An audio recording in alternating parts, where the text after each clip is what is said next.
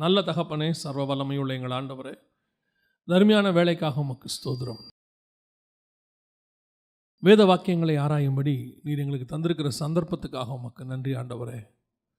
எடுபடாத நல்ல பங்கை உம்முடைய பாதத்தில் உட்கார்ந்து தெரிந்து கொள்ள இந்த நாளில் எங்களுக்கு ஒரு சந்தர்ப்பத்தை தந்ததுக்காக உமக்கு ஸ்தோத்திரம்.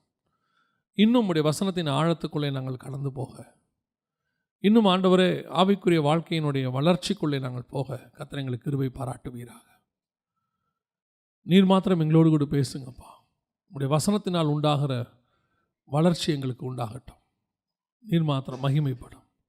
எங்கள் ஆண்டவர் இயேசுவின் நாமத்தில் பிதாவே. அல்லேலூயா. எபிரேயருக்கு நிருபம் 6ஆம் அதிகாரம் 1, 2, 3 வசனங்களில் மூல உபதேசங்களுக்கு அடுத்த காரியங்களை நாம் கடந்து போவோம் அப்படின்னு வசனம் சொல்லுது. அஸ்திபாரத்தை மறுபடியும் போடாமல் பூர்ணர் ஆகும்படி கடந்து போவோமாக, தேவனுக்கு சித்தமானால் இப்படியே செய்வோம் அப்படின்னு இருக்கு. நம்ம பொதுவாக திருச்சபை என்பது நம்ம சில நோக்கங்களுக்காக ஒவ்வொருத்தர் திருச்சபையை ஒவ்வொரு காரணங்களுக்காக நம்ம வரோம். ஒவ்வொருத்தருக்கும் ஒரு நோக்கம் இருக்குது, திட்டம் இருக்குது. ஆனால் தேவனுக்கு திருச்சபைக்கு நம்மளை கொண்டு வந்ததுக்கு, ரட்சிக்கப்பட்டவர்களை கர்த்தர் அனுதினமும் சபையில் சேர்த்தார். சபையில் சேர்த்ததுக்கு கர்த்தருக்கு ஒரு திட்டம் தான் இருக்குது. என்னென்னா, நம்மளை பூர்ணர் ஆக்கும்படிக்கு தான் நம்மளை கொண்டு வந்திருக்கிறார் ஆண்டவர். நம்ம பூர்ணராகி பரலோகத்துக்கு கூட்டிகிட்டு போகணும்.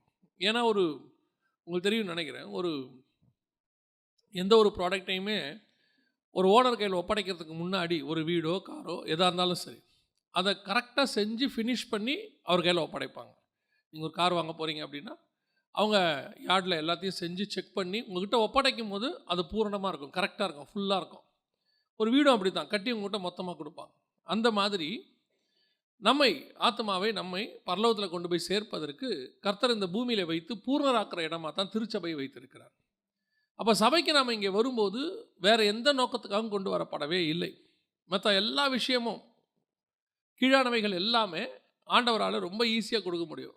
வசனம் சொல்லுது, கர்த்தருடைய ராஜ்யத்தையும் நீதியும் தேடுங்கள், பின்பு இவை யாவும் உங்களுக்கு கூட கொடுக்கப்படும், தானாக வரும்.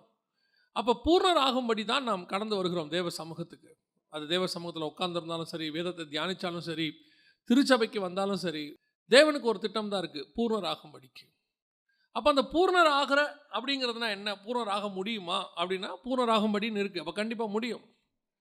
ஒரு காலகட்டத்தில் நம்ம அடுத்தடுத்த ஸ்டேஜுக்குள்ளே போகிறோம். அதாவது ஆவிக்குரிய வளர்ச்சிக்குள்ளே கடந்து போகிறோம்.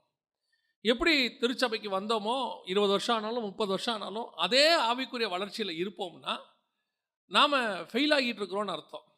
நிறைய பேருடைய சக்ஸஸ் என்னன்னு கேட்டால், இவங்கெல்லாம் சபை தொடங்கின காலத்துலேருந்து இருக்கிறாங்க, 30 வருஷமாக 40 வருஷமாக சர்ச்சில் இருக்காங்க அப்படின்னு சொல்கிறாங்க. அது குவாலிஃபிகேஷன் கிடையாது. எது குவாலிஃபிகேஷன்? நீங்கள் வரும்போது உங்கள் ஆவிக்குரிய வாழ்க்கை எப்படி இருந்தது, இப்போ உங்கள் ஆவிக்குரிய வாழ்க்கை எப்படி இருக்கிறது, அதுதான் குவாலிஃபிகேஷன். உலக பிரகாரமான பாவத்தை நான் சொல்லலை. நம்ம பாவத்தை விட்டுட்டு வந்துட்டோம், வரும்போதே பாவத்தை விட்டுட்டு தான் உள்ளே வரோம், அதுதான் ரட்சிக்கப்படுறோன்னு சொல்கிறோம்.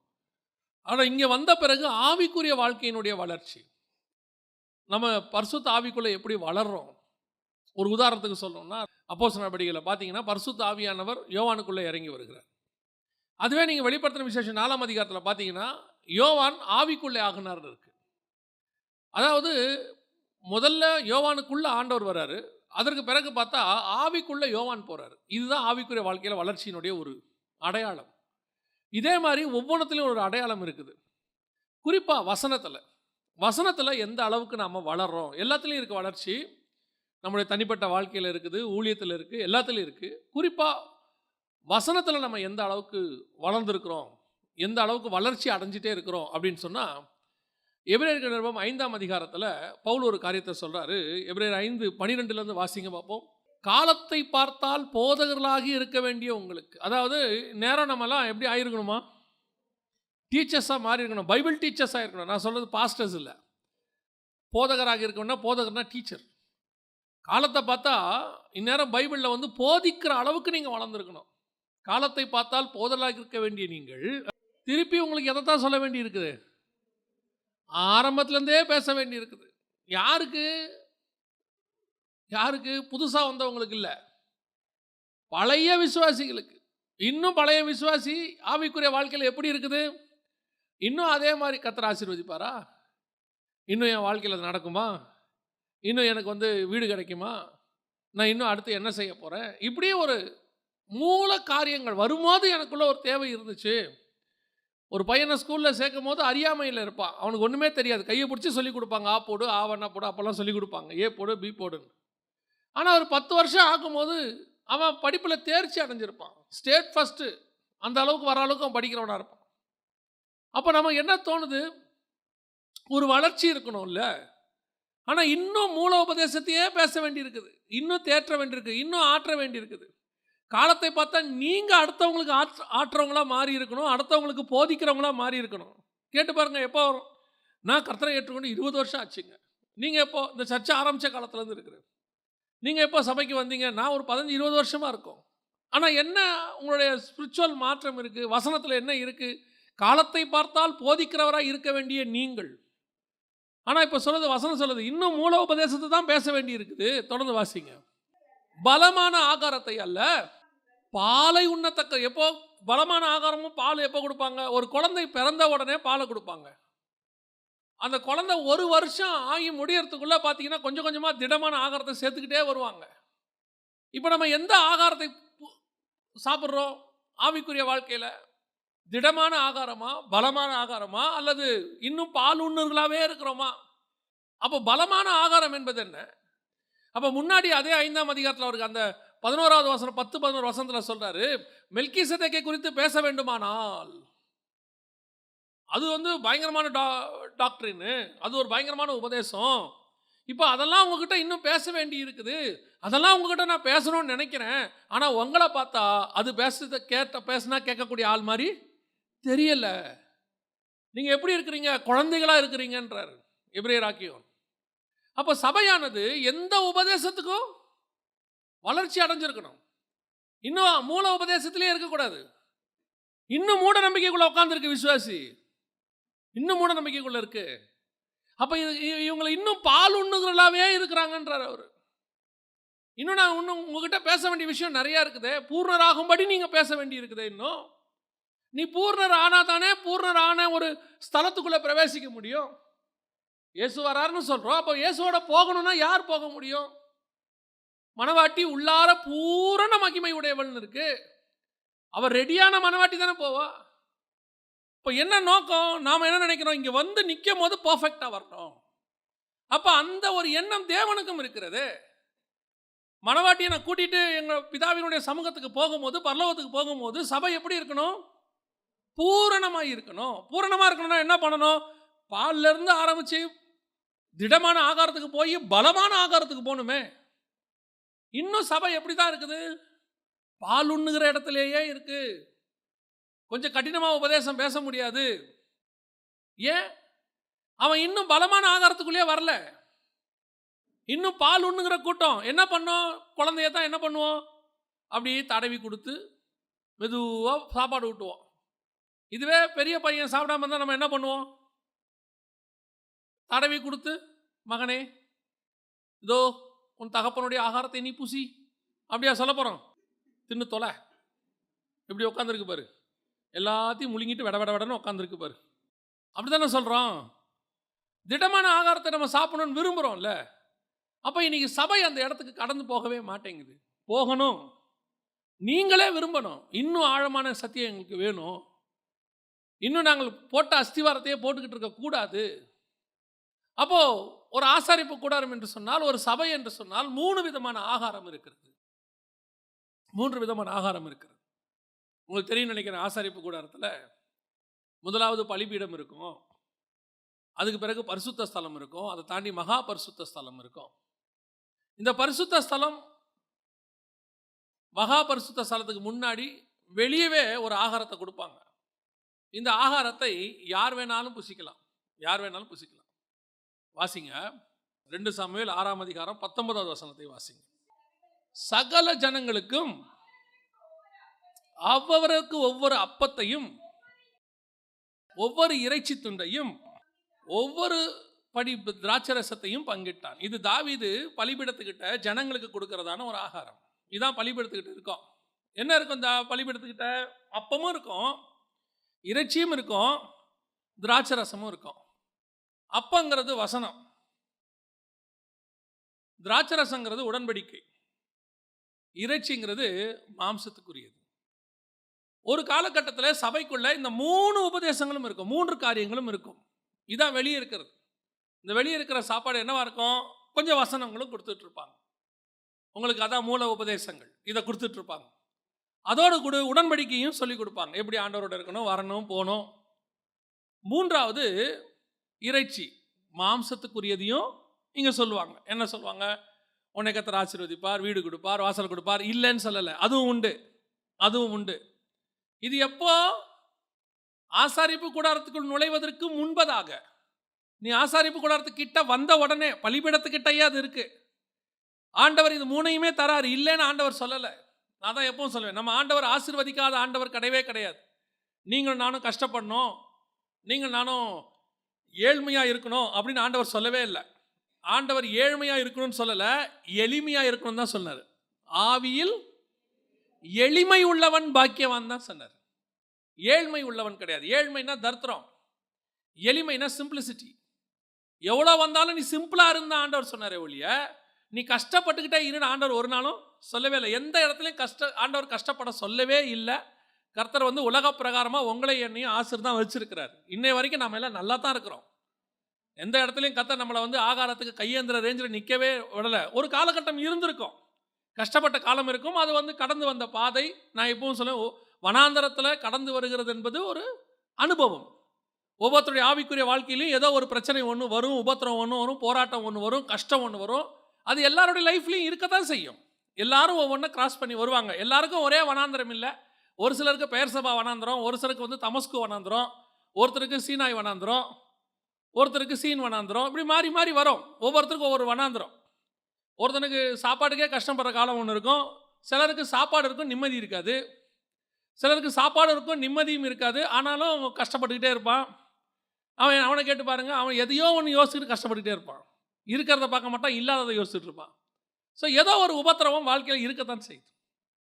ஆனால் ஆண்டவர் வந்து உங்களுக்கு எனக்கும் போஷிச்சுக்கிட்டு தான் இருக்கிறார். அந்தந்த நேரத்துக்கு தேவையான வாக்குத்தத்தங்களை கொடுக்குறாரு. சபைக்கு வந்த புதுசில் நீங்களும் நானும் ஆவிக்குரிய வாழ்க்கையில் வளர்ச்சி இல்லாத போது கர்த்தர் எடுத்த உடனே மெல்கிசேதேக்கின் முறைமையை பேசலை. நம்மக்கிட்ட எடுத்த உடனே ஆசாரிப்பு கூடாரத்தை பேசலை. கர்த்தர் வந்து பேதுருவை அழைக்கும் போது எடுத்த உடனே பேதுருவை ஆண்டவர் என்ன செய்யல? உன்மேல் என் சபையை கட்டுவேன், உன் இடைக்கட்சியை வேறு ஒருத்தன் கட்டுவான், நீ இன்ன விதமாய் மறிப்பாயின்னு சொல்லலை. எடுத்த உடனே சொன்னார், ஆழத்தில் வலைய போட்டு மீனை பிடிச்சிக்கோ. மீன் வந்துச்சா? நல்லா இருக்கா? ரைட், விட்டுரு. ஃபஸ்ட்டு கொடுத்து இப்படியே ஆண்டவர் என்ன செய்கிறாரு? நம்மளை அப்படி தான், அதான் சொல்கிறேன், வனாந்தரத்தில் நயங்காட்டி அழைத்தார். எப்பவும் நாங்கள் சொல்லுவோம், ஓப்பனர் மினிஸ்ட்ரியில் பேசும்போது கர்த்தர் எப்படி தான் கூப்பிட்டாரு உங்களை? வனாந்தரத்தில் எப்படி தான் கூப்பிட்டாரு? நயங்காட்டி தான் கூப்பிட்டாரு. ஓப்பனர் மினிஸ்ட்ரியில் யாராவது சொல்லியிருக்கிறாங்களா? சிலுவை எடுத்துக்கொண்டு என் பின்னால் வருகிறவர்களாம் வரக்கடவர்கள், இதோ உங்களுக்கு கொல்கத்தா காத்திருக்கிறது, நித்திய ஜீவனை அடைகிறவர்களுக்கு மரணம் உண்டு சொன்னாங்களா? நீ வா, உன் வியாதி சுகமாகும், உன் பிரச்சனை மாறும், உன் கண்ணீர். அது உண்மை. அதான் ஆரம்ப கால இறைச்சி. அதுதான் டேஸ்டாக இருக்கும், கேட்கறதுக்கு நல்லா இருக்கும், அப்படி சொல்லி தான் கூப்பிட்டாங்க. அதுவும் உண்மை. அதையும் கர்த்தர் கொடுக்குறாரு. தாவீது கொடுக்கும்போது என்ன கொடுத்தாரு? வெறும் அப்பத்தை மட்டும் கொடுக்கல, வசனத்தை மட்டும் கொடுக்கல, கூட எதையும் கொடுக்குறாரு? இறைச்சியும் கொடுக்குறாரு. ஒருவேளை நீங்கள் புதுசாக ஆண்டவர் ஏற்றுக்கொண்டவர்களாக இருப்பீங்கன்னா, ஒரு தேவைகளோட வந்திருப்பீங்கன்னா, நான் நிச்சயம் சொல்லுவேன், கர்த்தர் தேவைகளை சந்தித்து அனுப்ப வல்லமையுள்ளவராக இருக்கிறார். அவர் நிக்கோதேமு வரட்டும், நாத்தான்வேல் வரட்டும், பரிசேயர் வரட்டும், அவங்களுக்கு ஒரு உபதேசத்தை கொடுக்குற ஆண்டவர், குஷ்டரோகி வராரு, குருடர்கள் வராங்க, செவிடர்கள் வராங்கன்னா அவங்களுக்கும் கர்த்தர் சுகமாக்கி தான் அனுப்புறாரு. இவங்களுக்கும் கொடுக்குறாரு, அவங்களுக்கும் கொடுக்குறாரு. ஆண்டவர் அப்பத்தை கொடுக்குறவனுக்கும் கொடுக்குறாரு, இறைச்சிக்கு தேவையானவனையும் கொடுக்குறாரு. வியாதி சுகமாகணும்னு வரவனையும் கர்த்தர் வியாதியை சுகமாக்கி அனுப்புறாரு. உபதேசத்தில் பிடிக்கணும்னு வரவனுக்கு உபதேசத்தை கொடுத்தும் கர்த்தர் அனுப்புறாரு. அப்பமும் உண்டு, இறைச்சியும் உண்டு கர்த்தர் இடத்துல, இல்லைன்னு சொல்லலை. ஆனால் இது பலிபிடத்து சாப்பாடு. இது வெளியே ஆரம்ப கட்டம், பேசிக். ஒரு காலகட்டம் வரைக்கும் இதை கர்த்தர் நமக்கு தந்து கொண்டே இருக்கிறார். அதோடு கூட உடன்படிக்கையும் சொல்லி கொடுக்கிறார் ஆண்டவர், திராட்சை ரசத்தையும் கொடுக்கிறார். ஆனால் இந்த இடத்திலேயே நாம் திருப்தியாகி விடுகிறோம். அப்படி இல்லைன்னா இதையே லைஃப் லாங் சாப்பிடணும்னு விரும்புகிறோம். ஒரு கூட்டம் இருக்கு, லைஃப் லாங் இதையே சாப்பிடும், இங்கேயே சாப்பிடணும். ஆனால் கர்த்தர் என்ன விரும்புகிறாரு? நீ இது வந்து ஆரம்பத்தில் இன்னொரு ஆண்டவர்கிட்ட இருக்கிற ஒரு அற்புதமான விஷயம் உங்களுக்கு சொல்கிறேன் பாருங்க. நம்மளுடைய பலமான ஆகாரம், திடமான ஆகாரம் அப்படிங்கிறது வந்து லைட்டிலேருந்து ஸ்ட்ராங் ஆகும். நான் சொல்கிறது புரியுதா? ஆனால் வசனம் சொல்லுது, இன்னும் அடுத்த லெவலுக்கு போகணுன்னா நீங்கள் இன்னும் கொஞ்சம் திடம் அப்படியே கொஞ்சம் கொஞ்சமாக இட்லி, அப்புறம் கொஞ்சம் ரைஸு கரைச்சி கஞ்சி, அப்புறமா தான் வெஜிடேரியன் சாப்பாடு காய்கறி, அதுக்கப்புறம் நான் வெஜிடேரியன். நம்மளை பொறுத்த வரைக்கும் இதான் லைட்லேருந்து ஸ்ட்ராங்கு. ஆனால் நம்ம ஆண்டவரை பொறுத்த வரைக்கும் நீங்கள் பார்த்தீங்கன்னு சொன்னால் லைட்டுனா எதுனா இறைச்சி. லைட்டுனா எது? இறைச்சி. எடுத்த உடனே ஆண்டவர் வந்து லைட்டான சாப்பாடு எது? பால் உண்ணுகிற ஆகாரம்னா என்னன்னு கேட்டிங்கன்னா அப்பம், இறைச்சி, திராட்சை ரசம். இதுதான் என்னது? உபதேசத்தின்படி லைட்டான சாப்பாடு. உபதேசத்தின்படி. ஏன்னா லைட்டான சாப்பாடு ஒத்துக்கும். அதே மாதிரி தான் நமக்கு இந்த மாம்சத்துக்குரியதான உபதேசம் ஒத்துக்கும். இப்போ உங்களை இப்போ நான் ரெண்டு வசனம் சொல்கிறேன், எது உங்களுக்கு பிடிச்சிருக்குன்னு சொல்லுங்க. சரியா? 2 வசனம் சொல்கிறேன், உங்களுக்கு எது பிடிச்சிருக்குன்னு சொல்லுங்க. ஈசாக்கு விதை விதைத்தார், அந்த வருஷத்தில் தானே கர்த்தர் அவனை ஆசீர்வதித்து 100 மடங்கு ஆசீர்வதித்தார். அவன் ரெகோபோத் என்று சொன்னான். அப்படியே கர்த்தர் உங்களை ஆசீர்வதிப்பார் இந்த வருஷம். நல்லா இருக்கா இல்லையா? இப்போ கேட்க எப்படி இருக்கு? நல்லா இருக்கா? இருக்குதானே? இப்போ அடுத்த வசனம் சொல்கிற கேளுங்க. நித்திய ஜீவை பெற விரும்புகிறவன் தன்னைத்தானே வெறுத்து தனக்கு உண்டான எல்லாவற்றையும் விற்று தரித்திரருக்கு கொடுத்து சிலுவையை எடுத்துக்கொண்டு என்னை பின்பற்றி வர கடவன். தன்னைத்தானே இழக்கிறவன் நித்திய ஜீவனை சுதந்திரத்துக் கொள்வான். ஆமேன்னு சொல்லுங்க பார்ப்போம். இது 90% இருந்தால் அது 10% தான் இருக்கும். இப்போ இதில் எது நமக்கு திடம், எது இதில் நமக்கு பால் உண்ண ஆகாரம்? 100 மடங்கு ஆசீர்வதிக்கிறது. அது என்னது? நமக்கு கேட்க லைட்டாக இருக்குது, சந்தோஷமாக இருக்குது. நீங்கள் இயேசுநாதர் இந்த மாதிரி பேசிங்க பார்த்துருக்கீங்களா? வந்தவன் யாருக்கிட்டையாவது வர்றவங்கிட்டலாம் அவர் சொல்கிற வார்த்தை என்னவா இருக்கும் தெரியுமா? எல்லாவற்றையும் விட்டுவா. நல்லா 2 போட்டு நிறைய மீனை கொடுத்துட்டு சொல்லுவார், பிடிச்சிட்டியா? பிடிச்சாச்சு. நல்லா இருக்கா? நல்லா இருக்குது, விட்டுட்டு வா. நல்லா வலையெல்லாம் பின்னிட்டியா? பின்னியாச்சு. கிளியர் பண்ணிட்டியா? பண்ணியாச்சு. யாருது? எங்கள் அப்பா. அது 2த்தையும் விட்டுடு, என் பின்னாடி வா. தெரியாதனமாக சகைவு மேலே ஏறிட்டான். அவனை பார்த்தாரு, கீழே இறங்கி வா. அவன் நினச்சான் ஆண்டவர் ஏதோ நல்ல விதம் சொல்ல போகிறாருன்ட்டு. பாதியை விற்று தரித்திரத்துக்கு கொடுத்துருச்சு, மீதியை நாளத்தினை திருப்பி கொடுத்துரு. மிச்சம் என்ன இருக்கும்? நீ மட்டும் தான் இருப்ப, வா போலாம். இப்போ இயேசுநாதர்கிட்ட போனால் அதாங்க உபதேசம். இந்த உபதேசம் கேட்கறதுக்கு கடினமாக இருக்கும், திடமான ஆகாரம். ஆனால் இப்போ நமக்கு எது பலமான ஆகாரம் தெரியுமா? நம்மளை பொறுத்த வரைக்கும் இறைச்சி, நம்மளை பொறுத்த வரைக்கும் அப்பம், திராட்சை ரசம். நம்மளை பொறுத்த வரைக்கும் மாம்சம் என்பது எப்படி இருக்குது? பலமான ஆகாரமாக இருக்குது. ஆனால் பைபிளை பொறுத்த வரைக்கும் அது என்ன ஆகாரம்? பால் உண்ணுகிற ஆகாரம். உன் மாம்சத்துக்கு நீ இன்னும் செவி சாச்சிக்கிட்டு இருக்கிற. உன் மாம்சத்துக்கான இந்த ரத்தமும் மாம்சத்துக்குரியதுக்காகவே நீ போராடிக்கிட்டு இருக்கிற. இன்னும் இதை பற்றியே யோசிச்சுட்டு இருக்கிற. நீ எங்கே இருக்கிறன்னா இன்னும் ஆசாரிப்பு கூடாரத்துக்கு உள்ளேயே வரல. நீ இன்னும் எங்கே தான் இருக்கிற? ஆசாரிப்பு கூடாரத்துக்கு வெளியே நின்றுக்கிட்டு இருக்கிறோம். அந்த பலிபீடத்தில் உன்னுடைய மாம்சத்தை சுட்டெரித்து விட்டு அதுக்கப்புறம் நீ எங்கே வரணும்? இப்போ தான் ஆசாரிப்பு கூடாரத்துக்குள்ளே நுழையணும். அதாவது நாம் இப்போ தான் பரலோகத்துக்கு எலிஜிபிளே ஆகிறோம். பரலோகத்துக்குள்ள நுழையத்துக்கு எலிஜிபிள். இப்போ உள்ளே வந்தால் என்ன சாப்பாடு இருக்குது? வெளியே வாசலில் வந்து அப்பம் இருக்குது, திராட்சை ரசம் இருக்குது, இறைச்சி இருக்குது, சாப்பிட நல்லா இருக்குது, எல்லாம் சூப்பராக இருக்குது. ஆனால் ஆண்டவர் சொல்கிறாரு, இது பலிபீட சாப்பாடு, இது பலிபீட சாப்பாடு, இதை விட்டுரு. இப்போ இன்னும் கொஞ்சம் உள்ளவா, ஆவிக்குரிய வாழ்க்கையில் வளர்ச்சிக்கு வா. இப்போ எங்கே வரணும்? வாசிங்க எபிரேயர் நிருபம் 9ஆம் அதிகாரம் 2வது வசனத்தை வாசிங்க. எபிரேயர் 9:2 வாசிங்க. எப்படி எனில் ஒரு கூடாரம் உண்டாக்கப்பட்டிருந்தது, முந்தின பாகத்தில் குத்து விளக்கும் மேஜையும் தேவ சமூகத்து அப்பங்களும் இருந்தன. அப்ப நல்லா கவனிச்சுக்கொள்ளுங்க. இப்போ நீங்க இந்த இறைச்சியை விட்டுட்டு உள்ள வந்தீங்கன்னா, திராட்சை ரசம் இது எல்லாத்தையும் விட்டுட்டு உள்ள வந்தீங்கன்னா, அடுத்த லெவல் என்ன இருக்கு? மேஜை மேல என்ன இருக்கு? சமூகத்து அப்பம் இருக்கு. ஆனா இங்க இறைச்சி கிடையாது. நல்லா புரிஞ்சுக்கணும். இங்க என்ன கிடையாது? இறைச்சி கிடையாது. இது அடுத்த லெவல். இது ஆவிக்குரிய லெவலுடைய அடுத்த ஸ்டேஜ். நீ உள்ளே வரும்போது அங்கே என்ன இருக்கும் அப்படின்னு கேட்டிங்கன்னா, மேஜைக்கு மேலே அப்பங்கள் அடுக்கி வச்சுருப்பாங்க. எத்தனை அப்பம்னு கேட்டிங்கன்னா 12 அப்பம் இருக்கும். இந்த 12 அப்பமும் பழைய ஏற்பாட்டை பொறுத்த வரைக்கும் இஸ்ரவேல் கோத்திரத்தினுடைய 12 கோத்திரங்கள். ஆனால் புதிய ஏற்பாட்டை பொறுத்த வரைக்கும் 12 அப்பமும் 12 அப்போஸ்தலர் உபதேசங்கள். ஆண்டவர் சொல்கிறாரு, அப்போது சீஷர்கள் போய் கேட்குறாங்க, ஆண்டவரே இவங்களுக்கெல்லாம் சாப்பாடு இல்லைப்பா, 5000 பேருக்கு மேலே இருக்கிறாங்க, லேட் ஆகி போச்சு. கர்த்தர் ஒரு அழகாக வார்த்தை சொல்லுவார். என்ன சொல்லுவார் தெரியுமா? நீங்களே கொடுங்களும்ப. இவனே என்ன பண்ணியிருக்கிறான்? எங்ககிட்ட அப்பம் இல்லைங்கிறான். வந்துட்டு சொல்றவங்ககிட்ட சொல்றாரு, நீங்களே கொடுங்கள். அப்படின்னா என்ன அர்த்தம்? நீங்களே அப்பம், நீங்களே ஒரு அப்பம். இப்ப நம்ம புதிய ஏற்பாட்டு சபை எதிலே ஸ்தாபிக்கப்பட்டிருக்கிறது? அப்போஸ்தலர் உபதேசத்திலும், அந்யோன்யத்திலும், அப்பம் பிடுகுதலிலும் இது அமைந்திருக்கிறது. இப்ப இந்த அப்போஸ்தலரோட உபதேசத்துக்குள்ளே நீங்கள் கடந்து வரணும். 2வது லெவல். இங்க என்ன இருக்காது? ரொம்ப முக்கியமா தெரிஞ்சுக்கணும். இறைச்சி இருக்காது. இங்கே மாம்சத்துக்குரியது இருக்காது. உன் மாம்சத்தின் தேவைகள் இதோட முடிஞ்சு போயிருக்கும். பலிபீடத்துக்கிட்டே முடிஞ்சிடும். ஏன்னா உன் மாம்சம் பலிபீடத்துக்கிட்டே என்னவாயிரும்? சுட்டரிக்கப்பட்டிருக்கும். இனி உள்ளே வருகிறவனுக்கு என்ன இருக்காது? மாம்ச தேவை இருக்காது. இந்த மாம்சத்துக்கான தேவையே இருக்காது. அப்ப என்னங்க மாம்சத்துக்கான தேவை இருக்காதுன்னா என்ன சொல்ல வரீங்க? அப்ப நாங்க எப்படி சாப்பிடுவோம்?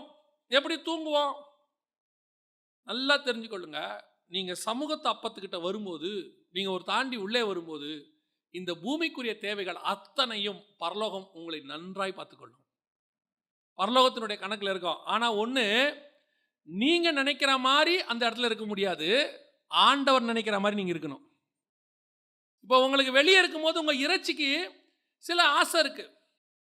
எப்படியாவது நான் சாகிறதுக்குள்ள இப்படி ஒரு வீட்டில் சாகணும், எப்படியாவது நான் வந்து வெளிநாட்டில் வேலை வாங்கிடணும், எப்படியாவது என் பிள்ளைகளுக்கு கல்யாணம் பண்ணி பேர பிள்ளைகளை பார்த்துடணும், எப்படியாவது எனக்கு இந்த மாம்சத்துக்குரியதுக்கான சில ஆசாபாசங்கள் எல்லாம் இருக்கும்.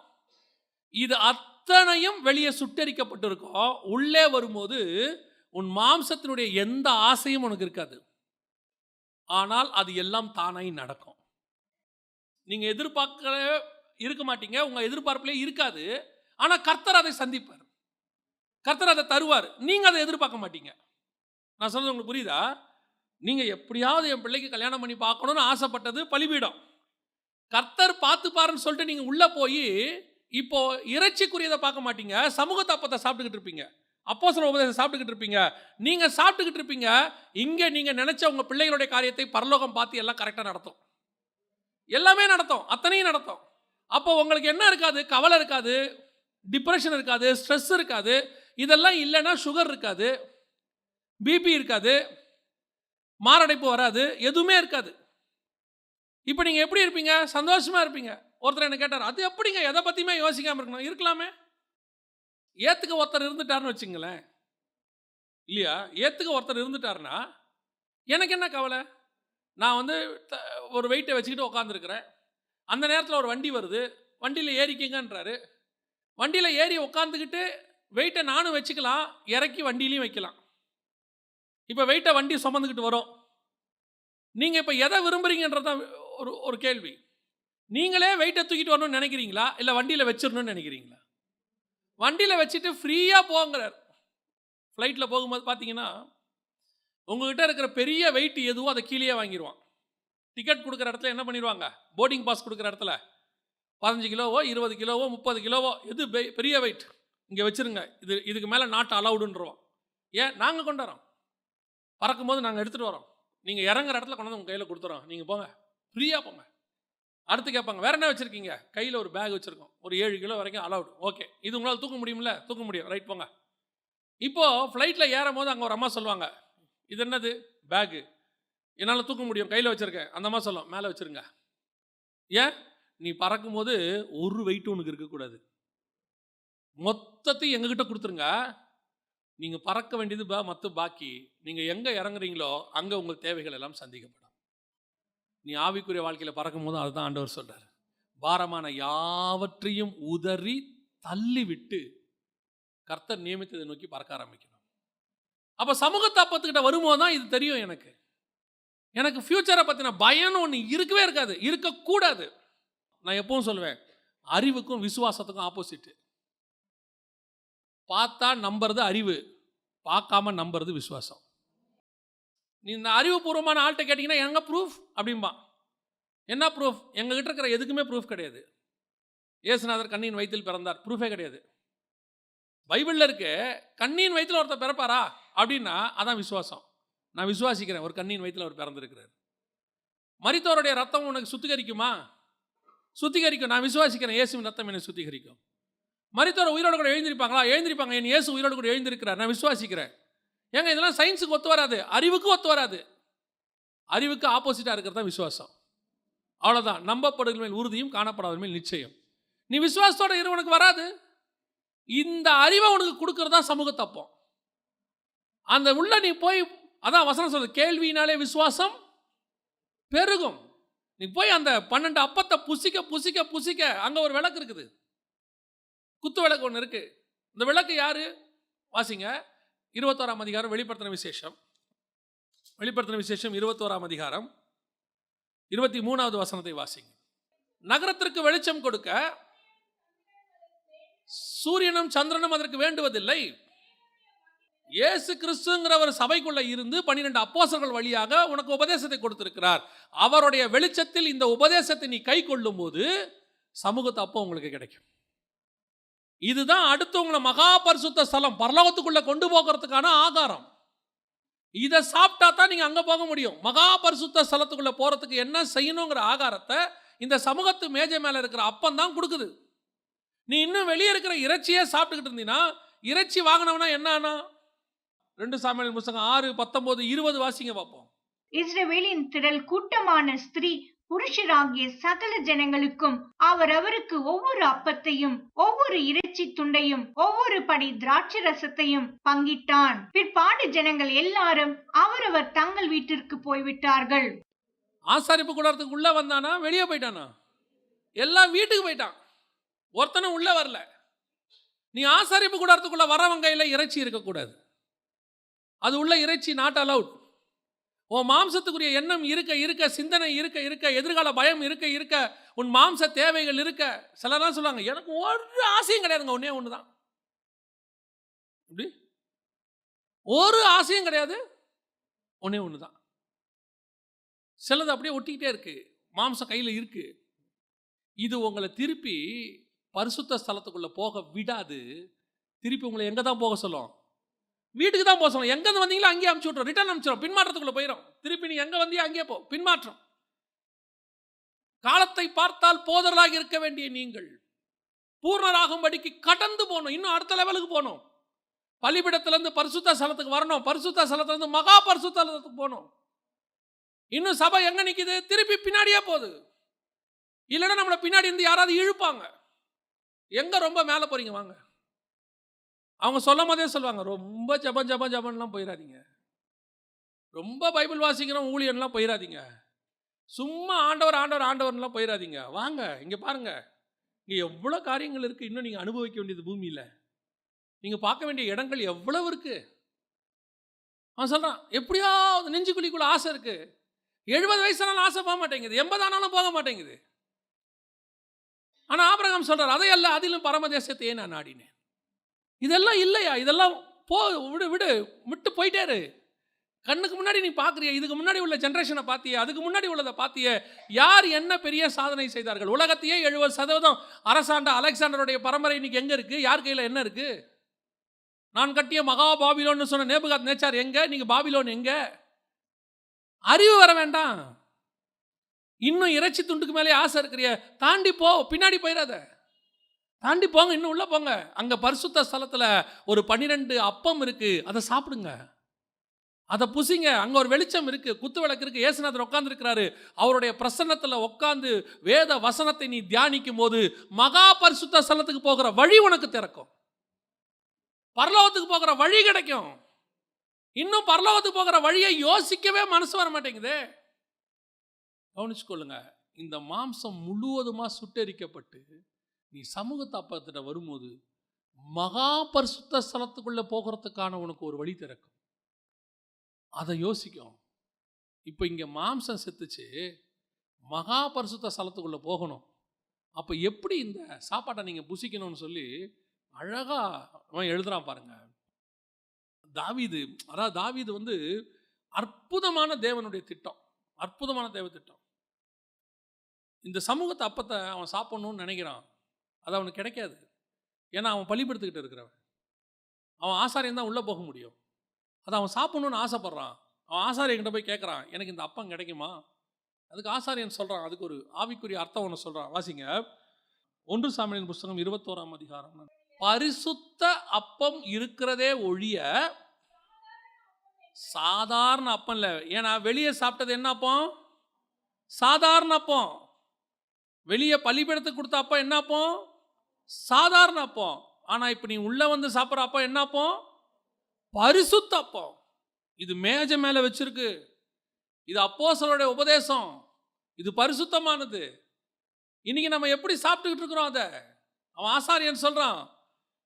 என்ன சொல்றான்? ஸ்திரீகளுக்கு நீ விளக்கமாய் இருந்தால், உன் அலம்பிகள் சுத்தமாய் இருந்தால் நீ சாப்பிடலாம்ப்பா. அதை உள்ளும் புறம்பும் சுத்தமானவர்கள் சாப்பிடக்கூடியது தான் இந்த அப்போஸ்தலர் உபதேசம். உள்ளுக்குள்ள சுத்தமா இருக்கணும். ஸ்திரீகளுக்கு விளக்கம்னா கல்யாணம் பண்றதுன்னு அர்த்தம் இல்லை. சிலர் அப்படி வேற மாதிரி பேசுறான். ஒரு அர்த்தம் என்ன? உள்ளும் புறம்பும் நீ சுத்தமாக இருக்கணும்.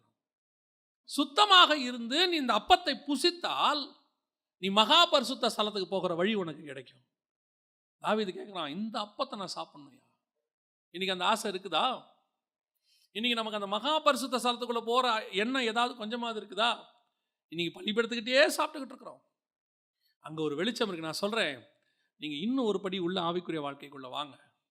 நீங்க வரும்போது அந்த அப்போஸ்தலர் உபதேசங்கள் நடுவில் நீங்க உட்கார்ந்து கர்த்தருடைய வெளிச்சத்தில், அந்த பிரசன்னத்தில், குத்து விளக்குடைய வெளிச்சத்தில் அந்த அப்பத்தை புசிச்சு பாருங்க. வேத வசனத்தை புசிச்சு பாருங்க. அங்கே சில வெளிப்பாடுகளை கர்த்தர் உங்களுக்கு வச்சிருக்கிறார்.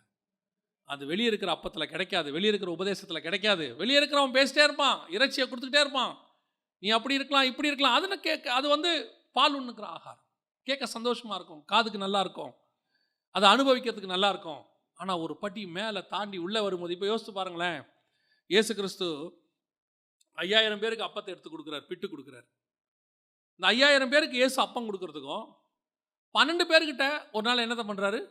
அவர் அப்பத்தை எடுத்து பிட்டு கொடுக்குறார். அப்பம் ஒன்று தான், ஆனால் கொடுத்தது 5000 பேருக்கு, இங்கே கொடுத்தது 12 பேருக்கு. அந்த அப்பம் வேறு, இந்த அப்பம் வேறு. அது எல்லாரும் சாப்பிட்ற சாதாரண அப்பம், இது 12 பேர் மாத்திரம் சாப்பிட்ற பரிசுத்த அப்பம். பரிசுத்த அப்பம். இப்போ நம்ம எந்த அப்பத்தை விரும்புகிறோம்? நிறைய பேர் விரும்புகிறாங்க. எல்லா சர்ச்சும் இப்படி தாங்க இருக்கு. இருங்க, நோ இஷ்யூஸ், பிரச்சனையே கிடையாது. எல்லாரும் மாதிரி நம்ம இருந்துட்டு எல்லாரும் மாதிரி சாகலாம். ஒரு இஷ்யூஸில் நீ சாகலாம். சிலர் சொல்லும் போது மட்டும் ஆசை இருக்கு, உள்ளுக்குள்ள ஆசை இருக்கும். எப்படி இவங்க மட்டும் இப்படி மேலே தாவீது ஆகுறாங்க, இவங்க மட்டும் மோசே ஆகுறாங்க, இவங்க மட்டும் யோபுவா மாறுறாங்க? ஏன் இவங்க பேரெல்லாம் ஆண்டவர் பிரஸ்தாபப்படுத்துறாரு? நமக்கும் ஊழியம் கொடுத்துருக்காரு, நமக்கிட்டே ஆவிக்குரிய வாழ்க்கை கொடுத்துருக்காரு. நம்மளும் 10ஓட 11 இருந்துட்டே வாழ்க்கை முடிஞ்சிருச்சு. ஏன் அப்படின்னா, நீங்க இந்த ஸ்தலத்தை தாண்டி அடுத்த லெவலுக்கு வந்தாதான் கர்த்தர் உங்களை அடுத்த லெவலில் கொண்டு போய் நிறுத்த முடியும். நான் சொன்னது புரியுதா? எல்லாரும் பேசுறதுக்கும், எல்லாரும் பிரசங்கம் பண்றதுக்கும், எல்லாரும் பாடுறதுக்கும் ஒரு சிலருக்கும் கர்த்தர் என்ன பண்ணி வச்சிருக்கிறாரு? எல்லாரும் மலைக்கு மேலே போறாங்க. நாதா போனாரு, அபியு போனாரு, ஆரோன் போனார். இவங்கெல்லாம் மலைக்கு போறதுக்கும் மோசே போறதுக்கும் என்ன இருக்குது? வித்தியாசம் இருக்குது. பேதுரு மலைக்கு போறதுக்கும், யோவான் மலைக்கு போறதுக்கும், யாக்கோபு போனதுக்கும், இயேசுநாதர் போனதுக்கும் வித்தியாசம் இருக்கு. இவங்க போய் மறுரூபம் ஆனதை பார்த்தாங்க, அவரே மறுரூபமானார். நாதாப், அபியு, ஆரோன்லாம் போய் மேகம் இறங்குகிறதை பார்த்தார்கள். ஆனால் மோசே மேகத்துக்கு உள்ளேயே போனார். அதுதான் நம்முடைய ஆவிக்குரிய ஸ்டாண்டர்ட். நான் எல்லாரும் மாதிரியும் இருக்கணும், வரேன், ஞாயிற்றுக்கிழமை ஆனால் சர்ச்சுக்கு வரேன், ஒரு உபதேசத்தை கேட்குறேன், தசமாம் காணிக்கை கொடுக்குறேன், வீட்டுக்கு போகிறேன், இருக்கலாம், நோ இஷ்யூஸ், பிரச்சனையே கிடையாது. ஆனால் நான் இன்னும் கொஞ்சம் மேலே போகணும், இன்னும் கொஞ்சம் உள்ளே போகணும், நான் சமூகத்தாப்பத்தை புசிக்கணும், இந்த வசனத்துக்குள்ளே இருக்கிற வெளிப்பாடுகளை பெற்றுக்கொள்ளணும், பரலோகம் என் கூட பேசணும், கர்த்தருடைய பிரசன்னத்தை உணரணும். நான் வெளியே பார்க்குற வெளிச்சம் சூரிய வெளிச்சம். பலிபீடத்துக்கு என்ன வெளிச்சம் இருக்கும்? சூரிய வெளிச்சம் இருக்கும். ஆனால் உள்ளே போனால் சூரிய வெளிச்சம் இருக்காது. ஏன்னா அது பரிசுத்த ஸ்தலம், மூடி வச்சிருக்காங்க. ஆனால் உள்ள ஒரு வெளிச்சம் இருக்கு. அது என்ன வெளிச்சம்? குத்து விளக்கின் வெளிச்சம், இயேசு கிறிஸ்துவின் வெளிச்சம். உலகத்தின் பிரசன்னத்துக்கும் தேவ பிரசன்னத்துக்கும் வித்தியாசம் இருக்கு. இப்போ கீழே ஒரு லைட்டெல்லாம் அடிச்சா அப்படியே முகம் பிரகாசமாக இருக்கும். அப்படியே இந்த லைட்டெல்லாம் போட்ட உடனே வீடியோ எடுக்கிறாங்க, பார்த்தா அப்படியே முகம் வந்து தெளிவாக தெரியும் அந்த லைட்டு போட்டால். இந்த பிரசன்னத்துக்கும் மலைக்கு மேலேருந்து மோசே இறங்கி வரும்போது அவன் முகத்தில் ஒரு பிரசன்னம் இருந்துச்சு. அதை சொன்னாங்க, முகத்தை மூடு. ஏன்? இது சூரிய பிரசன்னம் இல்லை, தேவ பிரசன்னம். அந்த குத்து விளக்கின் பிரசன்னம். இந்த இடத்துக்கு நான் வரணும், அந்த வாஞ்ச வரணும். நான் இப்போ உங்களுக்கு சொல்கிறேன், நம்மக்கிட்ட கர்த்தர் கொடுத்துருக்கிற டேலண்ட்டு, கர்த்தர் கொடுத்துருக்கிறதான வேற கிஃப்ட்ஸு, இதெல்லாம் வச்சுக்கிட்டு பெரிய ஆள் ஆயிடலாம் நம்ம நினைக்கிறோம்ல. நம்மக்கிட்ட உண்மையிலே நல்ல டேலண்ட் இருக்குது. அது பாடுறதோ, இசை வாசிக்கிறதோ, அல்லது நல்லா பேசுகிறதோ, நல்ல ஒரு தாட் கொடுக்குறதோ, இல்லை ஏதோ ஒரு டேலண்ட் ஏதோ ஒன்று இருக்குது. இதை நல்ல குவாலிட்டியாக பண்ணி நாம் ஃபேஸ்புக்லேயோ யூடியூப்லேயோ அப்லோட் பண்ணால் உடனே லைம் லைட்டுக்கு வந்துடலாம் அப்படிங்கிற ஒரு எண்ணம் இருக்குது. ஆனால் 10,000 பேர் போட்டாங்கன்னா யாரோ 2 பேர் மேலே வராங்க. நீங்கள் பார்க்குறீங்க 2 பேர் மேலே வராங்க. என்ன காரணம் அப்படின்னா, நான் சொல்லுவேன், இந்த டேலண்ட் அல்ல, இந்த டேலண்ட்டை யூஸ் பண்ணுறேன் நான் இருக்கேன்ல, நான் எந்த இடத்துல இருக்கிறேன்னு தான் கர்த்தர் பார்க்குறாரு. நான் தாவீதா இருந்தால் என் கையில் இருக்கிற கூழாங்கல் கர்த்தருக்கு போதும் கோலியாத்தை வீழ்த்துவதற்கு. நான் சவுலா இருந்தால் என் கையில் பெரிய பட்டயம் இருந்தாலும் பத்தாது கோலியாத்தை வீழ்த்துவதற்கு. 2 பேருமே ராஜா தான். தாவீதும் ராஜா தான், சவுலும் ராஜா தான். கர்த்தருக்கு முன்னாடி தாவீதும் ராஜா தான், சவுலும் ராஜா தான். அவன் கையில் இருக்கிறது கூழாங்கல், இவன் கையில் இருக்கிறது பட்டயம். எதிரில் நிற்கிற கோலியாத்து சவுல் யாரு? சமஸ்த இஸ்ரவேல்ல அவனை மாதிரி உயர்த்த ஒருத்தனுமே இல்லை. வந்திருக்கிற கோலியாத் யாரு? சவுலை விட உயரமான ஒருத்தன் வந்து நிற்கிறான். இப்போ இவன் கையில் பட்டயம் இருக்கு, இவனுக்கு எக்ஸ்பீரியன்ஸ் இருக்கு, பெலிஸ்தர்களை ஜெயிச்சது இருக்கு. ஆனால் இவன் கர்த்தரோடு கூட இல்லை. அதுதான் பிரச்சனை. தாவீது கையில் அவனும் ராஜா தான், பட்டயம் இல்லை, ஆனால் அவன் கையில் கூழாங்கல் தான் இருக்கு.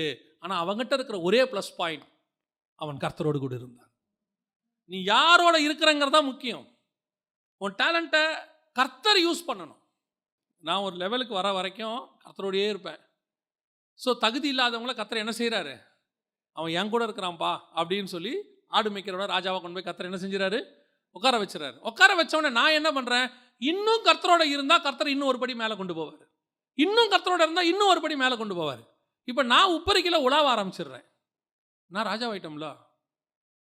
இப்போ கர்த்தர் பார்க்குறாரு, நீ உப்பரிக்கையில் கீழே இறங்க. இன்னைக்கு நிறைய பேர்கிட்ட இதான் பிரச்சனை. டேலண்ட்டை நம்புறாங்க, குவாலிட்டியை நம்புறாங்க, குவான்டிட்டியை நம்புறாங்க, வியூஸ் குவான்டிட்டியை நம்புறாங்க, எல்லாத்தையும் நம்புறாங்க. நான் சொல்கிறேன், இது எதையுமே நம்பாதீங்க. நீங்கள் தேவ பிரசன்னத்தை நம்புங்க. நீங்கள் எவ்வளோக்கு எவ்வளோ தேவனோட இருக்கணுங்கிறத நம்புங்க. ஆண்டவர்கிட்ட சொல்லுங்கள், ஆண்டவரை நான் இன்னும் உண்மை அறியணுமே, இன்னும் கிட்ட சேரணுமே.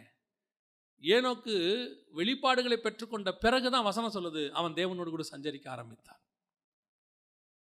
இப்போ நோவாவோட கர்த்தர் பேசின பிறகு வசனம் சொல்லுது நோவா தேவனோடு கூட சஞ்சரித்து கொண்டிருந்தான். ஒரு விஷயம் கிடைச்ச பிறகும் தேவனோட கிட்ட போகணும், பரிசுத்த ஸ்தலத்துக்குள்ள போகணும்.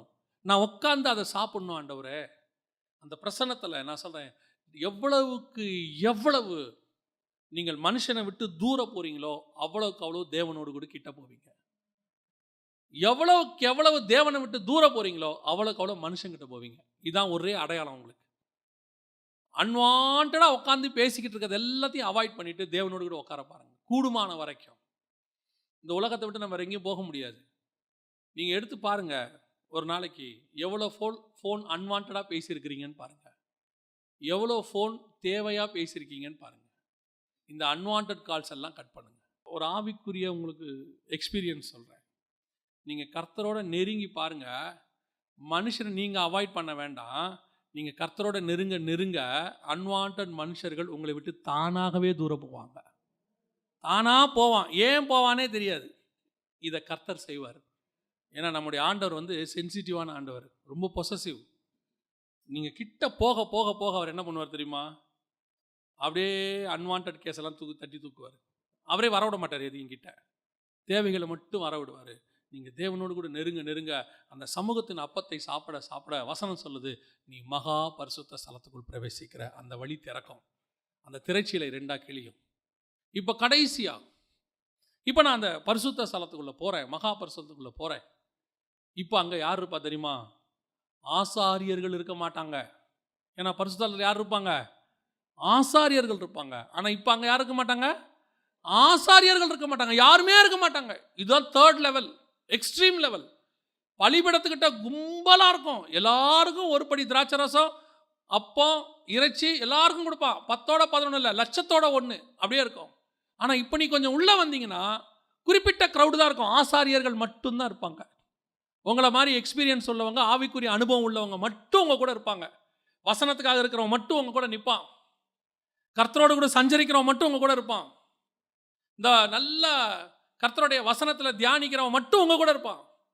மற்ற அன்வான்ட் கேஸ் எதுவுமே இருக்காது. ஏன்னா அதெல்லாம் பரிசுத்த ஸ்தலத்துக்குள்ள வரவே முடியாது. அந்த ஸ்டாண்டர்ட் உள்ளவங்க மட்டும் உங்க கூட இருப்பாங்க.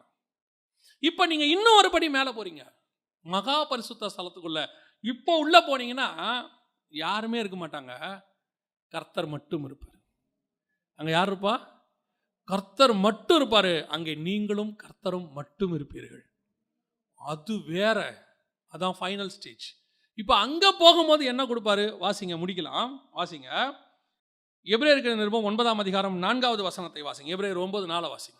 அதிலே பொன்னார் செய்த தூப கலசமும் முழுவதும் பொற்றகடு பொதிந்திருக்கப்பட்ட உடன்படிக்கை பெட்டியும் இருந்தன. அந்த பெட்டியிலே மன்னா வைக்கப்பட்ட பொற்பாத்திரமும் ஆரோனுடைய தளிர்த்த கோலும் உடன்படிக்கையின் கற்பலகைகளும் இருந்தன. 3வது ஸ்தலத்துக்குள்ள போகும்போது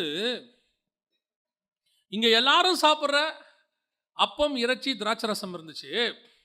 கொஞ்சம் ஆவிக்குரிய வாழ்க்கையில் வளர்ந்து அந்த பலிபீடத்துக்கிட்ட இருந்து இவங்கெல்லாம் எனக்கு வேணாம், இந்த மாம்சத்துக்குரியதெல்லாம் வேண்டாம், நான் கொஞ்சம் சமூகத்தை அப்பத்தை சாப்பிட விரும்புகிறேன், அந்த வெளிச்சத்தின் இயேசுவினுடைய வெளிச்சத்தில் சாப்பிட விரும்புகிறேன்னு போகும்போது அங்கே கொஞ்சம் பேர் இருக்கான். இந்த ஆவிக்குரிய அனுபவத்தோட கொஞ்சம் பேர் தான் இருக்கான். இப்போ அதை சாப்பிடும்போது ஒரு வாசல் திறக்கும் உனக்கு. என்ன வாசல் தெரியுமா? மகா பரிசுத்த ஸ்தலத்துக்கான வாசலை ஒன்று ஆண்டவர் காட்டுவார். அங்கே போகும்போது என்ன இருக்கும் தெரியுமா? சமூகத்து அப்பம் இருக்காது. அங்கே ஒன்று இருக்கு, அதுதான் உடன்படிக்கை பெட்டிக்குள்ள வைக்கப்பட்ட பொற்பாத்திரத்தில் இருக்கக்கூடிய மண்ணா இருக்கும் உள்ள. இது என்னங்க மண்ணா? இது பூமிக்குரியதே இல்லை. மண்ணாவை பற்றி என்ன வசனம் சொல்லுது? வாசிங்க, சங்கீதம் 78:25 வாசிங்க. சங்கீதம் 78:25.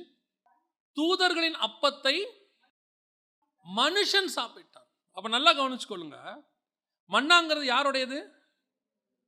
வானத்திலிருந்து வருது, தூதர்களுடைய உணவு, பரத்திலிருந்து வரக்கூடியது. இப்ப நீங்க வெளியே சாப்பிட்டது மாம்சம், உள்ள சாப்பிட்டது அப்போஸ்தலர் உபதேசம் 12. இப்ப நீங்க சாப்பிட போறது மாம்சத்துக்குரியதும் அல்ல, அப்போஸ்தலருக்குரியதும் அல்ல, வானத்துக்குரிய ரகசியங்களை கர்த்தர் உன்னோடு கூட பேச தொடங்குவார். வானத்திலிருந்து வரக்கூடிய உபதேசம் இருக்கு, வானத்திலிருந்து வரக்கூடிய வார்த்தை. இப்போ இயேசு என்ன சொல்றாரு சபையை பார்த்து? வெளிப்படுத்தின விசேஷம் 2ஆம் அதிகாரம் 17வது வசனத்தை வாசி. ஆவியானவர் சபைகளுக்கு சொல்லுகிறதை காதுள்ளவன் கேட்க கடவன். ஜெயம் கொள்ளுகிறவனுக்கு நான் மறைவான மன்னாவை புசிக்க கொடுத்து. எது மறைவான மன்னா? எங்க இருக்கு மறைவான மன்னா? எங்க இருக்குது? அங்க இருக்கு. மறைவான ஸ்தலத்துக்குள்ள, ஒருவரும் பிரவேசிக்க முடியாத மகா பரிசுத்த ஸ்தலத்துக்குள்ள, உடன்படிக்கை பெட்டிக்குள்ள மூடப்பட்டு ஒரு பாத்திரத்துல ஒரு மண்ணா இருக்கு. யாருக்கு கொடுப்பாரு? ஜெயம் கொள்ளுகிறவன் எவனோ அவனுக்கு. எதை ஜெயிக்கணும்? முதல்ல பலிபீடத்துக்கிட்ட இருக்கிற மாம்சத்தை ஜெயிக்கணும். அதை ஜெயித்து பரிசுத்த ஸ்தலத்துக்கு வரணும். பரிசுத்த ஸ்தலத்துக்குள்ள வந்து முற்றிலும் சாகணும். ஏன்? இயேசு எப்படி மகா பரிசுத்துக்குள்ள பிரவேசிச்சாரா? தன் சரீரம் என்கிற திரைச்சீலையின் வழியாக அவர் புதிதும் ஜீவனுமான மார்க்கத்தை உண்டாக்கினார். இயேசு மரித்து உயிர்த்தெழுந்து அங்க போய் உட்கார்ந்தார். அந்த மாதிரி முழுவதுமாக உன் மாம்ச சிந்தனை சாகடிக்கப்பட்டு, முழுவதுமாக நீ அந்த 12 அப்பத்தை புசித்து அப்போஸ்தலர் உபதேசத்தில் வளரும்போது கர்த்தர் உங்களை எங்க கூட்டிட்டு போவார் தெரியுமா? தன்னுடைய ரகசியங்களை வெளிப்படுத்தும்படி கூட்டிட்டு போவார். பரலோகத்தினுடைய காரியங்களை தெளிவுபடுத்தும்படி கர்த்தர் கூட்டிட்டு போவார். உன் கண்கள் காணக்கூடிய சில ரகசியங்களை கர்த்தர் காட்டுவார் உங்களுக்கு. வேதத்தை வாசிக்கும் போது கர்த்தர் ஒரு காரியம் சொல்லி கொடுத்தார். 2ஆம் அதிகாரம் அப்போஸ்தலர் நடபடிகள்ல பரிசுத்த ஆவியானவர் வந்து இறங்குறார் 120 பேர் மேல. நம்ம எல்லாருக்கும் தெரியும். பரிசுத்த ஆவியானவர் யோவான் மேல இறங்கும் போது பரிசுத்த ஆவியில நிறைஞ்சு வேத வாக்கியங்கள் எல்லாம் தேவ ஆவியானவராலே அருளப்பட்டிருக்கு. இப்போ அந்த பரிசுத்த ஆவியில நிரம்பி யோவான் எழுதுனது தான் யோவான் எழுதின சுவிசேஷம். கரெக்ட் தானே? பரிசுத்த ஆவியில நிரம்பினா தானே அவர் சுவிசேஷம் எழுதியிருக்க முடியும். அப்போ யோவான் எழுதின சுவிசேஷம் எப்போ வந்துச்சு? பரிசுத்த ஆவியில நிரம்பி அவர் யோவான் எழுதின சுவிசேஷத்தை எழுதிட்டாரு. தன்னோட அந்திம காலத்தில் கடைசி 90 வயசுல இப்போ அவர் ஆவிக்குள்ளாகிற அனுபவத்துக்குள்ள வராரு. இப்போ பரிசுத்த ஆவியானவர் அவரோட சின்ன வயசுல இறங்கிட்டாரு. இப்போ இவர் ஆவிக்குள்ளாகிற அனுபவத்துக்குள்ள வராரு. சமூகத்து அப்பத்தில் 12 அப்பம் இருக்கு. அதுல ஒரு அப்பம் யோவான். 12 அப்போஸ்தலர்ல ஒருத்தர் யாரு? யோவான். இவருடைய உபதேசம் என்னது? யோவான் எழுதின சுவிசேஷம், 1 யோவான், 2 யோவான், 3 யோவான். இதெல்லாம் இவருடைய அப்பம், சமூகத்து அப்பம். இதெல்லாம் கொடுத்துட்டாரு. ஆனா மகா பரிசுத்த ஸ்தலத்துக்குள்ளே போகும்போது, கர்த்தருடைய நாளில் ஆவிக்குள்ளாகும் போது, என் மாம்சம் முழுவதுமாக செயலிழக்கும் போது, இப்ப கர்த்தர் யோவானை பார்த்து சொல்றாரு, இங்கே ஏறி வா, இவைகளுக்கு பின்பு சம்பவிப்பதில் நான் உனக்கு காட்டுவேன். இப்போ வசனம் சொல்லுது, நான் கர்த்தருடைய நாளில் ஆவிக்குள்ளானேன், வானம் திறந்திருக்கிறதையும் சிங்காசனத்தில் ஒருவர் வீற்றிருக்கிறதையும் நான் கண்டேன். பரிசுத்த ஆவியில நிரம்பி நீ எழுதுனா அது சுவிசேஷம். பரிசுத்த ஆவியானவருக்குள்ள நீ போய் எழுதுனா அது வெளிப்படுத்தின விசேஷம். பரிசுத்த ஸ்தலத்தில் எழுதுனா அது சுவிசேஷம். மகா பரிசுத்த ஸ்தலத்துக்குள்ள போனா அது வெளிப்படுத்தின விசேஷம். இது அப்போ அது மறைவான மன்னா. அந்த வெளிப்பாடு உள்ள இடத்துக்கு தான் நீங்கள் நானும் வரணும். இப்ப நாம எதை விரும்புறோம்? ஒரு பெரிய கூட்டம் எங்க உட்காந்துக்கிட்டு இருக்கு? பலிபீடத்துக்கிட்டே உட்காந்துருக்கு. இன்னும் எனக்கு மாம்சம் வேணும், இந்த பூமிக்குரியதில் நான் அதை செஞ்சுக்கணும், இதை செய்யணும், அதை சாதிக்கணும், இதை சாதிக்கணும், அதை பண்ணணும், இதை பண்ணணும். இங்கேயே நான் பெரிய ஆளாகணும், பெரிய மியூசிஷியன் ஆகணும், பெரிய டாக்டர் ஆகணும், பெரிய மார்க் எடுக்கணும், 1200க்கு இவ்வளோ எடுக்கணும், இதெல்லாம் பலிபடுத்திக்கிட்டே இருக்கு. நீ ஒரு இடத்துக்கு தாண்டி இந்த இந்த இந்த எல்லாத்தையும் விட்டுட்டு, இது மேலே உள்ள ஆசையெல்லாம் விட்டுட்டு, மாம்சம் சுட்டரிக்கப்பட்டு பலிபீடத்தில் நீ அப்படியே உள்ள வாங்க. அங்கே உங்களுக்கு என்று அப்போஸ்தலர் உபதேசங்கள் வைக்கப்பட்டிருக்கு. அதுல கிடைக்கக்கூடியதான சில காரியங்கள்லாம் இருக்கு. அது உங்களை எங்க நடத்தும் தெரியுமா? மகா பரிசுத்தத்துக்குள்ள நடத்தும். மகா பரிசுத்த ஸ்தலத்துக்குள்ள நீங்கள் போகும்போது அங்கே உங்களுக்கென்று பிரத்யேகமான ஒரு மறைவான மன்னா இருக்கும். அது உங்களுக்கென்றே கொடுக்கப்படுது. இது 12 அப்பத்தது உரியதல்ல, நமக்குன்னே கர்த்தர் வச்சிருப்பாரு மறைவான மன்னா. அப்ப நீங்க பேசும்போது என்ன சொல்லுவாங்க தெரியுமா? நீ பேசும்போது கர்த்தர் பேசினாரு. உன் முகத்தை பார்க்கும்போது சொல்லுவாங்க, கர்த்தர் அவனுக்கிட்ட இருந்து பேசிட்டு இருக்கிறாரு. நீ பேசும்போது சொல்லுவாங்க, இப்படி ஒரு சத்தியத்தை நாங்கள் கேட்டதே இல்லை, இதுக்கு முன்னாடி நாங்கள் பார்த்ததே இல்லை, இப்படி ஒரு வசனத்தை நாங்கள் படிச்சிருக்கோம், இதான வெளிப்பாடு எங்களுக்கு தெரியாது, கர்த்தர் பேசினாரு. இதுதான் மறைவான மன்னா. உங்க மூலியமா கர்த்தர் பேசுவார். நீங்க பேசும்போது உணர்வாங்க அத்தனை பேரும். அவங்க சொல்லுவாங்க, இது நீ பேசல, பரலோகம் பேசுச்சு. இது உன்னுடைய வார்த்தை அல்ல, கர்த்தருடைய வார்த்தை. இந்த வெளிப்பாடு எங்க வரும் தெரியுமா? நீ பரிசுத்த ஸ்தலத்துக்குள்ள போகும்போது. நிறைய பேர் இப்படி பேசணும்னு ஆசை இருக்கு, இந்த மறைவான மன்னாவை சாப்பிடணும்னு ஆசை இருக்கு. ஆனா எங்க நின்றுட்டு இருக்கான்? பலிபீடத்தில் நின்றுட்டு இருக்கான். அங்க நின்றுகிட்டு இந்த ஆசை, அங்க நின்றுகிட்டு இந்த ஆசை, எப்படியாவது அந்த மாதிரி அந்த டிவைன் அப்படின்னு சொல்லிட்டு இவர் எங்க நிற்கிறாரு? பலிபீடத்துக்கிட்டு இருக்கிறாரு. நான் சொல்றேன், நீங்க இந்த மன்னாவையோ சமூகத்து அப்பத்தையோ நான் சாப்பிடணும் அப்படின்னு உங்க மாம்சத்தில் முயற்சிங்கன்னா முடியாது. உங்க மூலியமா ஆவியானவர் பேசுவார். ஏன் நம்ம இன்னும் ஸ்பர்ஜன் பிரசங்கத்தை பெருசா சொல்றோம்? ஸ்பர்ஜன் யாரை பார்த்தியும் பிரசங்கம் பண்ணல, அவர் ஆவியானவர்கிட்ட வாங்கி கொடுத்தார். அதனால தான் அவர் பிரசங்கத்தை நம்ம இன்னும் பெருசா சொல்றோம். அப்போ மகா பரிசுத்த ஸ்தலத்துக்குள்ள நீங்கள் பிரவேசிச்சிட்டீங்கனாலே அங்கே ஒரு மறைவான மன்னா இருக்கு. அதை கர்த்தர் கொடுப்பாரு. அது வேற யார் சாப்பிட்டதும் இல்லை, அது புதுசாக கர்த்தர் உங்களுக்குன்னு வச்சிருக்கிற சாப்பாடு. இப்போ நம்மளுடைய வாஞ்சை என்னவா இருக்கணும்? மறைவான மன்னாவை கொடுங்க ஆண்டவரேன்னு இருக்கக்கூடாது, என்னை மகா பரிசுத்தத்துக்கு கூட்டிட்டு போங்க ஆண்டவரேன்னு இருக்கணும். ஆண்டவர்கிட்ட கேட்கணும், ஆண்டவரே நான் பரிசுத்த ஸ்தலத்துக்குள்ள பிரவேசிக்கணும் ஆண்டவரே, நான் இன்னும் கிட்டி நெருங்கி சேரணும் ஆண்டவரே, இன்னும் உங்கள் சமூகத்தில் நான் உட்காரணும் ஆண்டவரே, இன்னும் உங்களுடைய முகத்தின் பிரகாசத்தை நான் பார்க்கணும் ஆண்டவரே, உங்கள் சத்தத்தை நான் கேட்கணும் ஆண்டவரே, உங்களோட கூட நடக்கணும் ஆண்டவரே. இதில் மட்டுமே கான்சன்ட்ரேட் பண்ணுங்க, இது தானா நடக்கும். நான் சொல்றது உங்களுக்கு புரியுதா? இது என்ன செய்யும்? தானா நடக்கும். அவ்வளோதான். இப்போ நம்ம எந்த சாப்பாடை எந்த இடத்துல இருக்கிறோன்னு சுய பரிசோதனை பண்ணி பார்த்துக்க போகிறோம். நாமே யாரும் எதையும் சொல்ல வேண்டாம். இப்போ என்னுடைய ஆசையெல்லாம் பலிபீடத்துக்கிட்ட இருக்கிறதுல இருக்குதா? இன்னும் மாம்சத்து மேலே ஆசை போகாமல் இருக்குதா? இன்னும் ஃப்யூச்சரை மேலே எனக்கு ஒரு பயம் இருக்குதா, ஆசை இருக்குதா? இல்லை என் பிள்ளைங்களுடைய ஃப்யூச்சர் மேலே இன்னும் எனக்கு ஒரு எதிர்பார்ப்பு இருக்குதா, இல்லை அதெல்லாம் விட்டுட்டு நான் பரிசுத்த ஸ்தலத்துக்குள்ளே வந்துட்டேனா? வெறும் பரிசுத்த ஸ்தலத்துக்குள்ளே உட்காந்துக்கிட்டு நான் படிச்சுக்கிட்டு வசனத்தை கேட்டுக்கிட்டு வெறும் பிரசங்கம் பண்ணுறவனா பாடுறவனா மட்டும் இருக்கிறேனா, இல்லை ஒரு படி தாண்டி நான் சுயத்துக்கு மறித்து நான் தேவ சமூகத்தில் நுழையிறவனாய் காணப்படுகிறேனா? நான் அங்கே போய் தரிசனங்களை பார்க்குறேனா? அவர் சத்தத்தை கேட்டு கொண்டு வார்த்தையை கொண்டு வரேனா? மறைவான மன்னாவை புசிக்கிறேனா? இந்த மூணையும் நம்ம என்ன செஞ்சு பார்க்கணும்? ஆராய்ந்து பார்க்கணும். ஜெபம் பண்ணுவோமா? தேவ சமூகத்தில் எல்லாரும் எழுந்திரிப்போமா? முடிஞ்சா ஆண்டவரை நோக்கி பார்ப்போம். Thank you holy spirit. இன்னைக்கு 3 இடத்துலையும் 3 விதமான காரியங்களை கர்த்தர் வச்சிருக்கிறார். நீங்கள் பைபிள் ஃபுல்லாக இதை நீங்கள் பார்க்க முடியும். ஏசபேலினுடைய பந்தியிலே உட்கார்ந்து சாப்பிடக்கூடிய தீர்க்கதரிசிகளும் இருந்தார்கள். ஏசபேலுடைய சாப்பாடை சாப்பிட ஆசைப்படாமல், அதை விரும்பாமல், நான் தேவனுக்கு கீழ்ப்படிஞ்சிருக்கணும்னு சொல்லி கெபிக்குள்ள மறைஞ்சிருந்த தீர்க்கதரிசிகளும் இருக்கிறார்கள். ஆனால் அதையும் தாண்டி வானத்திலிருந்து தூதன் கொண்டு வந்த சாப்பாடை சாப்பிட்டு தமஸ்குவுக்கு ஓடி போன எலியாவும் இருக்கிறார். இந்த 3 தீர்க்கதரிசிகளில் நம்ம யாரா வேணாலும் இருக்கலாம். ஒரு கூட்டம் பலிபீடத்துக்கிட்ட ஏசபேல் கொடுக்குற சாப்பாடை சாப்பிட்டு உட்காந்துட்டு இருந்துச்சு. ஒரு கூட்டம் இதெல்லாம் சாப்பிட முடியாதுன்னு கெபிக்குள்ளே போய் மறைஞ்சிக்கிட்டு இருந்துச்சு. ஆனால் ஒரே ஒருத்தன் மட்டும்தான் அவங்களுக்கு கண்களுக்கு முன்பாக வைராக்கியமாய் நின்று, நான் இதையும் அல்ல அதையும் அல்ல, தூதன் கொண்டு வருகிற சாப்பாடை நான் சாப்பிடுவேன் என்று சாப்பிட்டவன். இன்றைக்கி நம்ம இந்த லெவலில் எங்கே இருக்கிறோம்? இது எல்லா காலத்துலையும் இருக்க நீங்கள் பார்க்க முடியும்.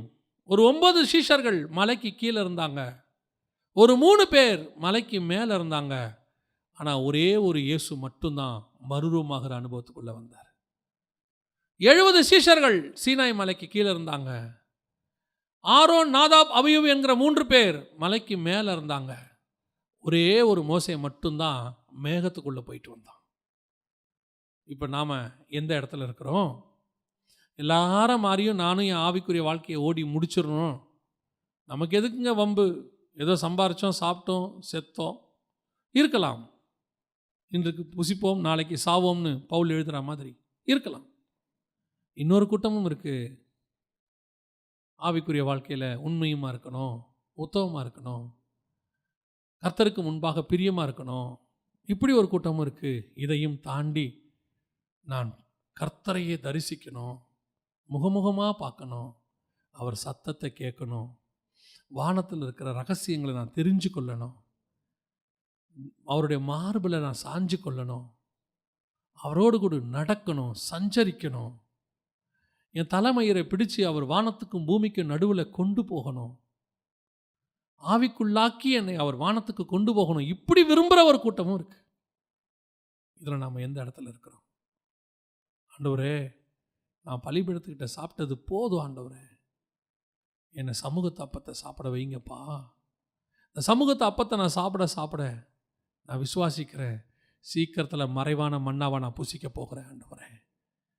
ரகசியங்களை எனக்கு வெளிப்படுத்தி கொடுப்பீங்கன்னு நான் நம்புகிறேன் ஆண்டவரே. யோவான் ஆவிக்குள்ளானது போல நாங்கள்லாம் ஆவோன்னு நம்புகிறோம் ஆண்டவரே. எங்கள் கண்கள் சிங்காசனத்தையும் சிங்காசனத்தில் வீற்றிருக்கிறவரையும் காணும் ஆண்டவரே. என் ஆவிக்குரிய அனுபவம் அந்த அளவுக்கு வரட்டோம்ப்பா. ஒப்பு கொடுப்போமா தேவ சமூகத்தில்?